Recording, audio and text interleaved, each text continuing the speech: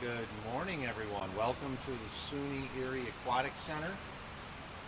This building is owned by the people of Erie County and is used almost every day for various purposes, of course, by SUNY Erie for its swim team as well as other uses. And then there's lots of meets that are held. This is in some ways, a tourist attraction because it brings people from across our region here. So we're very pleased to be here. I thank SUNY Erie President Nadim Sagai for allowing us to be here, as well as Vinnie McCarthy, the manager of the pool system here. Just a tremendous asset that we have. We're here to talk about pool safety. We're joined by Jennifer from Adept Access Services. Of course, you'll hear very soon from our Commissioner of Health, Dr. Gail Burstein, and we're also joined by the Director of the Environmental Health Division, Jennifer Delaney. We talk about pool safety and also an issue that has cropped up in recent weeks that we want people to be aware of, which is illegal in New York State as well as locally, and that is the renting of private pools, backyard pools, or hot tubs for events, and the dangers that can result from that. Recently, apps such as Swimply and others, in more informal ways on Facebook, are allowing or provide owners an opportunity to advertise their backyard pool for rent. I would never have thought of this, but it's actually happening. And what we're seeing is that there are a number of Erie County residents who are advertising, as well as other Western New York residents, advertising their private pools, whether it's an in-ground or above-ground pool, and hot tubs to rent for parties and other types of occasions. And we think it's very important for the public to understand that that's illegal in New York State and carries a lot of significant risk with renting a personal pool for private usage. As you'll hear from Dr. Burstein and Ms. Delaney, the Erie County Department of Health actually is required under New York State law to review and authorize the use of pools for public purposes to ensure that they're meeting all health and safety standards, including the Erie County Sanitary Code. There's a lot of work that goes into it, including ensuring that not only is the pool safe for usage, such that it's meeting the requirements to ensure that the pH levels and other levels are safe, including not having too much chlorine, but also ensuring that there's the appropriate safety mechanisms in place to ensure if something bad should happen at a pool, like you see here, or the other public pools in our community, that appropriate actions can be immediately taken to ensure that no harm happens to an individual. Unfortunately, this seems to be a growing occasion in our region where individuals think, hey, I'm going to make a few extra bucks. I'm not going to be using my pool that weekend. I'm going to rent it out. And what we're finding out is that this is occurring more often than not. Last year in Rockland County, there was an incident very similar where a family rented out their private pool, their house pool, their private pool, to an event that came in there, and there was a drowning of a child in which the child did survive but suffered some serious long-term effects as a result of it. And what ended up happening of it, of course, are lawsuits and finding out that insurance does not cover if you're using your private pool for a business expense, so to speak, where you're renting it out. So the homeowner is now on the hook for potentially significant loss as a result of renting out their private pool for really what is a business purpose. We want all in our community to know that this not only violates Erie County Sanitary Code, it violates New York State law, such that you are at risk of fines of up to $2,000 per violation under New York State law. So if you think I'm going to rent out my pool and make $100 on the weekend, not only are you violating the law and you're at risk for a significant fine, you are putting yourself, your family, and others at risk in case something bad happens where your insurance company may not cover it. And we want public to understand that if you got a private pool and we know it's hot and you want to enjoy it, go out there and enjoy it. But don't put yourself and others at risk by renting it. And the same goes for hot tubs. People, unfortunately, have died in hot tubs.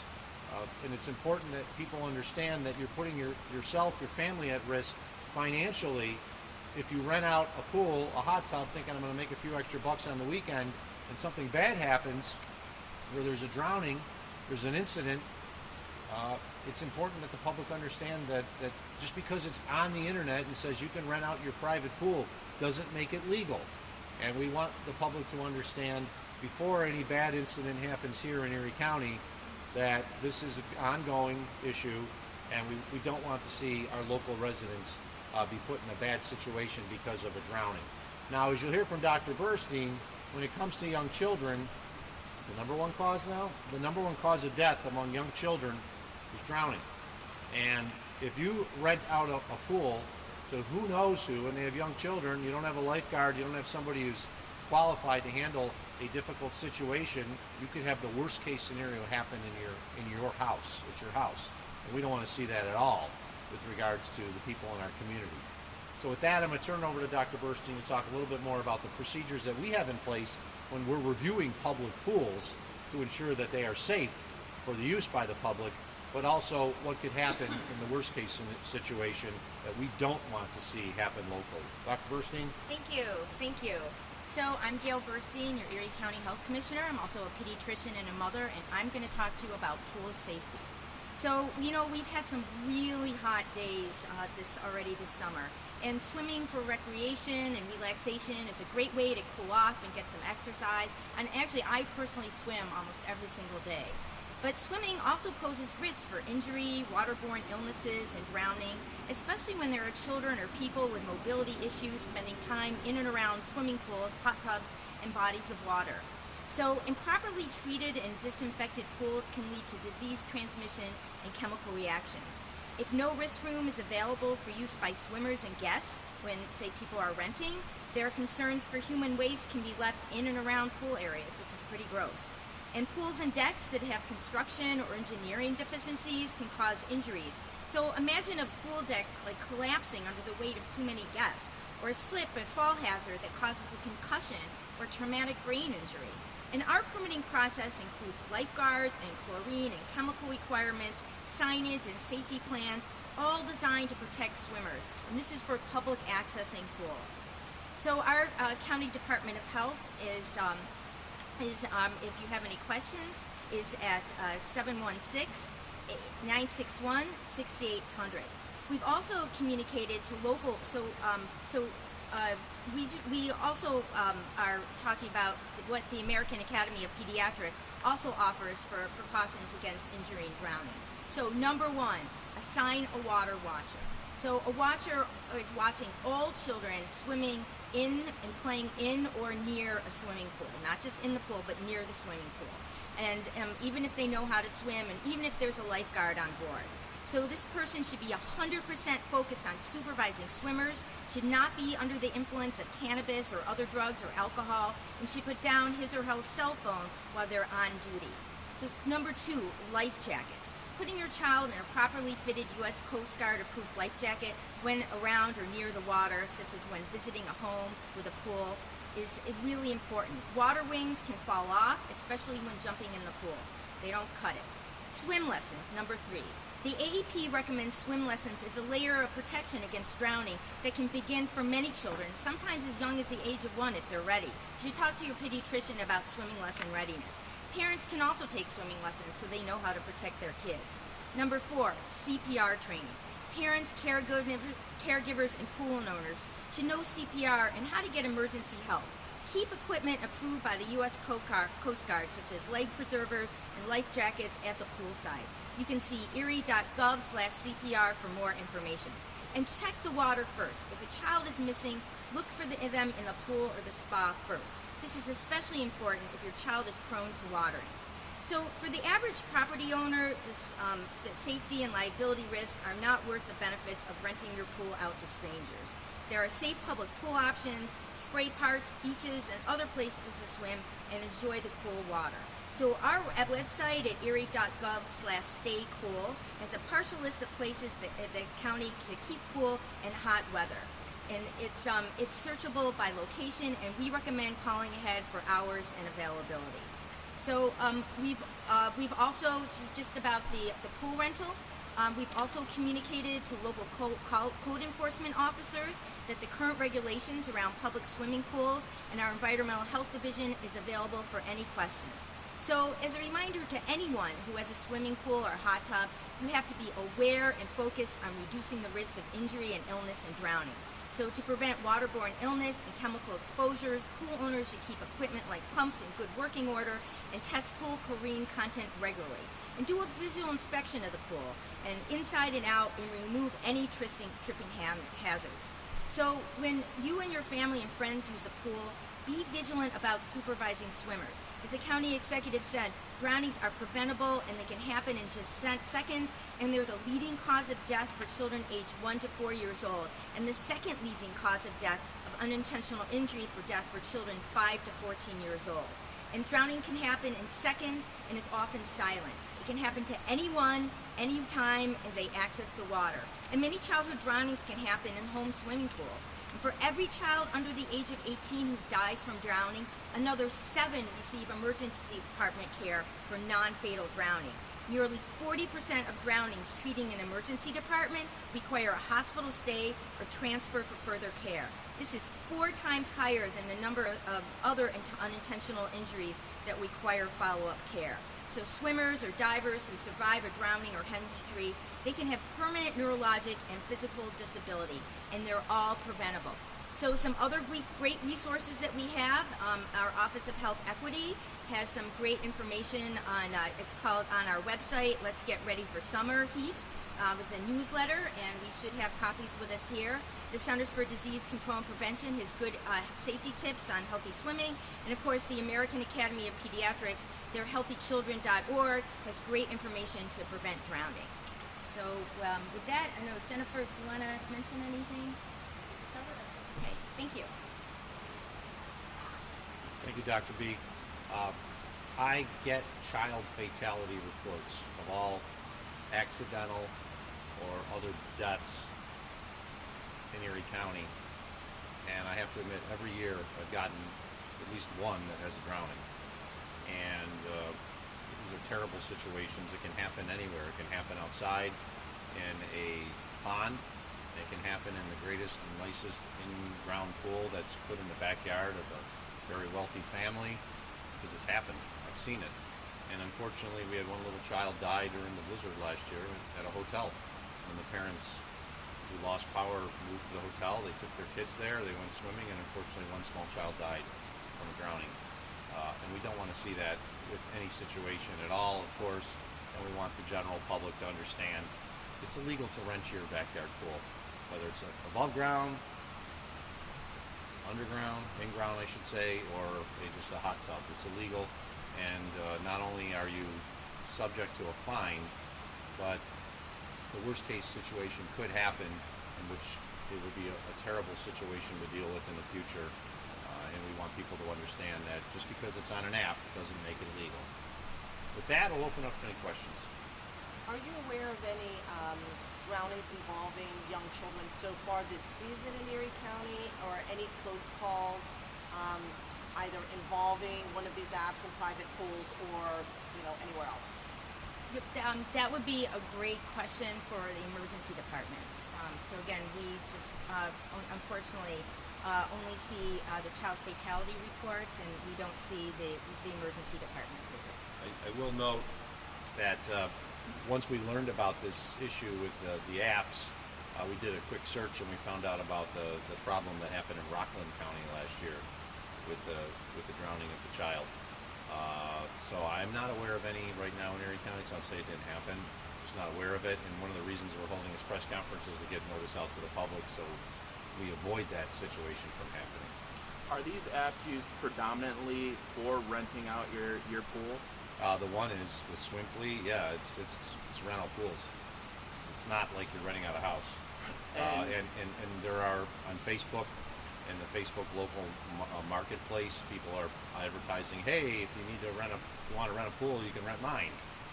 So the Swimply is specifically to rent pools, hot tubs, and then Facebook Marketplace and other types of online applications are doing something similar.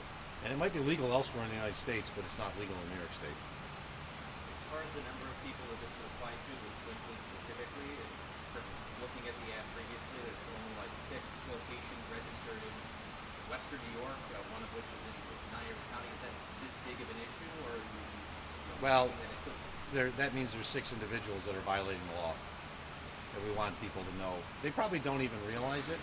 I think that's the thing that's, when I'm reading up on what happened in Rockland County, is that the owner of that pool didn't even realize they were violating the law. Didn't find out until an unfortunate incident, and then their insurance is like, we don't cover that type of risk.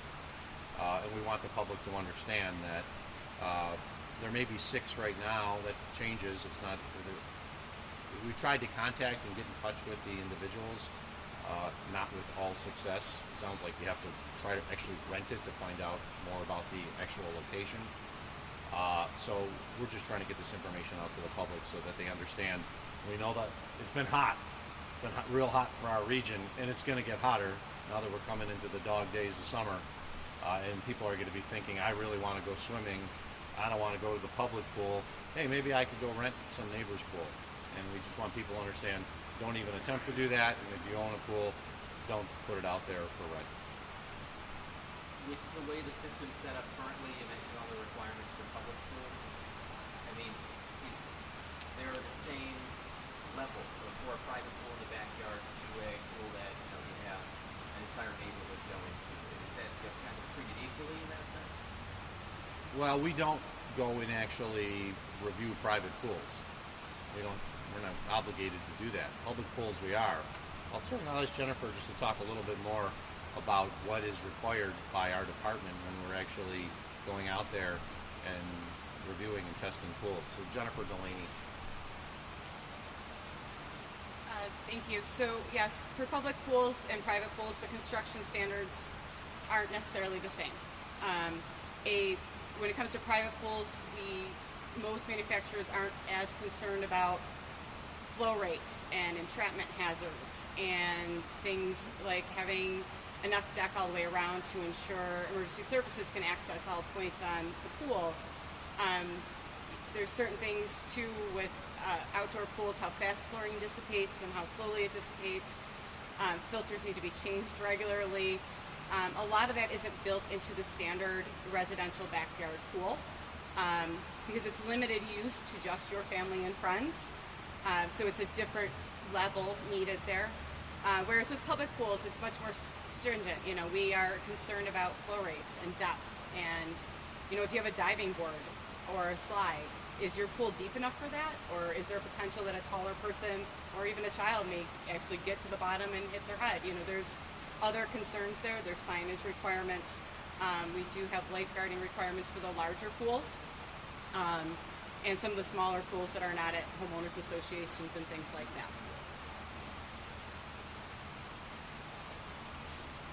My nephew is actually a lifeguard at a homeowners association in the summer when he comes back from college in Orchard Park, and he has a complete training that he has to do, not just CPR.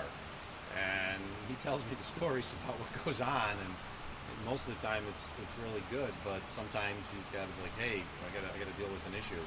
Or someone's in a pool who in a depth that they shouldn't be at because they're not qualified, they just can't swim. And that's a trained lifeguard. We train our lifeguards at our beaches to ensure that the safety is paramount.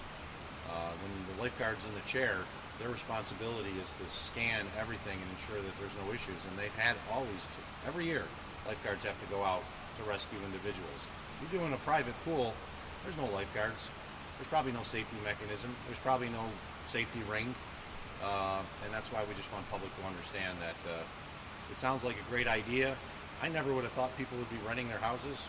I'm old. I would have never thought 20 years ago that people would be renting their houses to others for parties and things like that, but that happens now. And I never would have thought people renting their pools and their hot tubs, but it happens now. And we want the public to understand that there are a lot of risks involved with that, especially for the homeowner, in case something bad happens. And just right off the bat, you're violating the law. And if you think you're going to make a couple $100 on a weekend, but you're going to get $2,000 per violation, it's not worth it. Any other questions? Can I ask a question about air quality? We've had a number of poor Sure. air quality days. Erie County has a lot of really nice outdoor assets, parks, what have you. Didn't you know if you had any thoughts on that, or while the doctor's here, any thoughts about what people should bear in mind or think about if they're going to be outside or if they should be outside? Air quality, of course, changed as of yesterday evening. I think we all saw the red sun. I was wondering if Superman would be able to fly because it's a red sun. It's a comic book geek thing. And it just showed that the smoke hazard is back.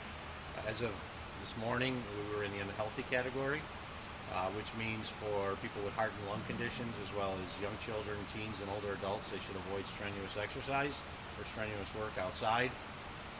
I'll let the doctor talk more about it, but this might be the new normal, and it's not a great normal. It's not something that we want to deal with.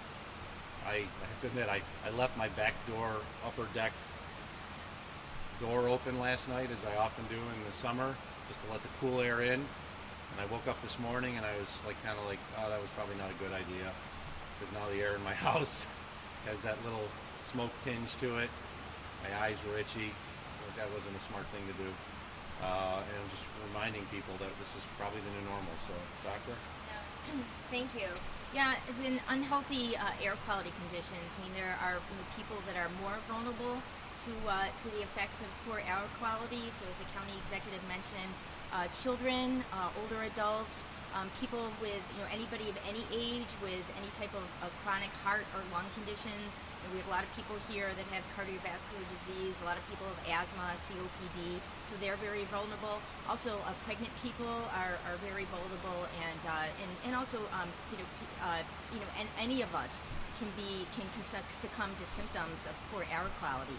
So if you ever are out and especially exerting yourself when there's poor air quality, if you don't have any of those conditions, you might get a lot of irritation, irritated eyes, nose, and throat.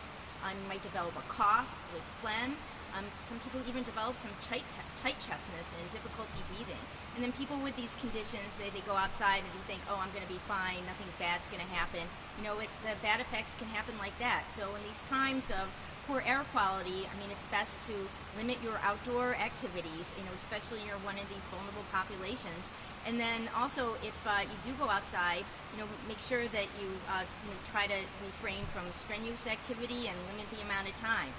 N95 masks can help, although it's it's not a cure-all, and don't be deceived by the protectiveness of N95s for air quality. So they will help, but they're not fully protected, unlike for COVID. So just we want people to be careful and think smart. So think about earlier in the morning, the air quality is usually at its best for the day. So thinking about if you're going to go outside and exert any activity, try very earlier in the morning, because usually then the air quality just deteriorates for the rest of the day.